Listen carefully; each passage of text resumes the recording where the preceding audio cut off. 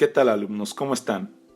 Soy el maestro Oscar y en esta ocasión nos daremos a la tarea de dar un breve recorrido por uno de los hechos más importantes de nuestra historia, la Guerra Cristera. Acompáñanos. La Guerra Cristera fue un conflicto bélico armado que se dio entre seguidores del gobierno de Plutarco Elías Calles y los católicos de nuestro país, luego de que se aprobara una reforma constitucional en la cual se atentaba contra los principios liberales que habían sido previamente establecidos, promulgados por Benito Juárez en la Ley de Libertad de Culto. Pero tú te estarás preguntando, ¿cómo es que llegamos a este hecho de la historia? Pues bien, demos un repaso. Recordemos que la Iglesia Católica, durante la época virreinal, gozaba de un amplio poder, tanto político como económico, mismo que utilizaría en la Guerra de Independencia. Sin embargo, a mediados del siglo XIX, la Iglesia se comenzó a debilitar. Esto gracias a las leyes de reforma emitidas bajo el gobierno juarista. Sin embargo, durante el Porfiriato, la Iglesia recobró parte de su poder material, con agrupaciones religiosas y centros de asistencia. Más tarde se crearía la Confederación Nacional Católica del Trabajo.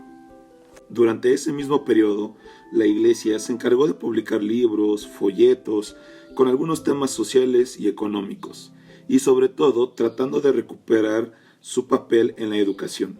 Esto con la finalidad de contrarrestar la educación pública, oficial y laica. Posteriormente, durante el gobierno de Victoriano Huerta, diversos grupos religiosos se vieron beneficiados de este. Inclusive, se realizaban manifestaciones en honor a la Virgen de Guadalupe, además de comenzarse a planear la construcción del Santuario del Cristo Rey, el cual estaría ubicado en el Cerro del Cubilete, cerca de León, Guanajuato. Contrario a Victoriano Huerta, Venustiano Carranza se dedicó a ser más hostil con la Iglesia Católica, acusándolos de apoyar a un usurpador que ocupaba la presidencia. Por lo tanto, se comenzaron a tomar medidas más drásticas, como por ejemplo al expulsar sacerdotes extranjeros de nuestro país. Con la promulgación de esta, las inconformidades por parte de la Iglesia aumentaron, ya que consideraban que algunos de sus intereses se veían afectados, como por ejemplo la educación laica, la propiedad en manos del Estado y no de la Iglesia, el control del Estado sobre el clero y la anulación del derecho del clero a tener propiedades y participar en la política. Con la llegada de Álvaro Obregón a la presidencia, la Iglesia continuó con su campaña en contra del gobierno. En 1923 comenzó la construcción del Santuario del Cristo Rey. En respuesta, el gobierno expulsó al delegado apostólico Ernesto Filippi y ordenó suspender esas obras.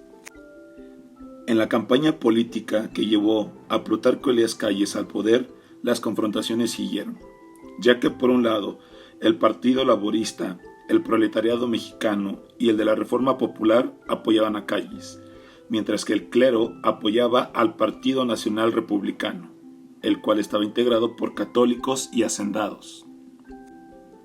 Consumada la llegada de Calles a la presidencia, él ordenó que se cumplieran los preceptos constitucionales en materia religiosa, lo cual traería un enojo más a los católicos en nuestro país.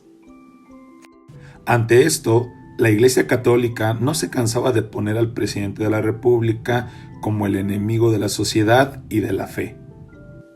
Por lo tanto, la Iglesia tomó la decisión de cerrar templos, oficiar misas de manera clandestina y también dispuso la salida de curas al extranjero. Esto traería como resultado el nacimiento de la Iglesia Católica Mexicana. El 25 de julio de 1926, el Comité Episcopal mandó suspender todos los servicios religiosos en México, pero esta ocasión sin cerrar los templos. En respuesta, el gobierno federal ordenó que los ayuntamientos serían los encargados de manejar los templos, clausurando edificios anexos, capillas, asilos y conventos, y expulsando a todo cura extranjero, y solicitó el registro de las escuelas particulares en un plazo no mayor a 60 días. A todas estas disposiciones se les conocerían como la Ley Calles, lo cual traería como consecuencia que a finales de noviembre de 1996 se creara el Comité de Guerra de la Liga Nacional Defensora de la Libertad Religiosa, dirigida por René Capistrán Garza. El movimiento comenzaría originalmente en Zacatecas.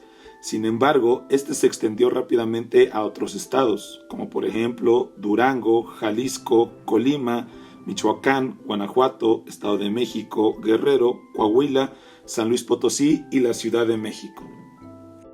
A pesar de que este movimiento cristero era apoyado por una gran parte de la sociedad, carecían de recursos económicos. Por lo tanto, se volvió un movimiento difícil de sostener. Al grito de ¡Viva Cristo Rey! Y otras consignas, murieron muchas personas. Se calcula que aproximadamente 250,000 muertes, según el historiador Luis González y González. Plutarco Elías Calles concluiría su periodo de gobierno en noviembre de 1928, por lo cual le dejaría a su sucesor Emilio Portes Gil la negociación para un fin en este conflicto. El 17 de julio de 1928, durante los festejos por su reelección presidencial, sería asesinado Álvaro Obregón, a manos de un fanático religioso llamado José de León Toral. Para el año 1929 se reanudaron las pláticas de conciliación entre los líderes de la Iglesia y el gobierno federal. Para que el problema llegara a su fin, fue importante la intervención del embajador estadounidense, en donde se acordó que la Iglesia se rendiría y el ejército cristero se retiraría de la lucha. Por su parte, el gobierno no reformó la Constitución, pero sí adoptó una posición conciliatoria y se restablecieron los servicios religiosos a finales de junio de 1929. Y es así como damos por concluido este breve recorrido por este pasaje de la historia de nuestro país. ¿Qué opinas? Déjanos tus comentarios y si te gusta el video, regálanos un like. Suscríbete y síguenos en nuestras redes sociales. Nos vemos en la próxima entrega. ¡Hasta luego!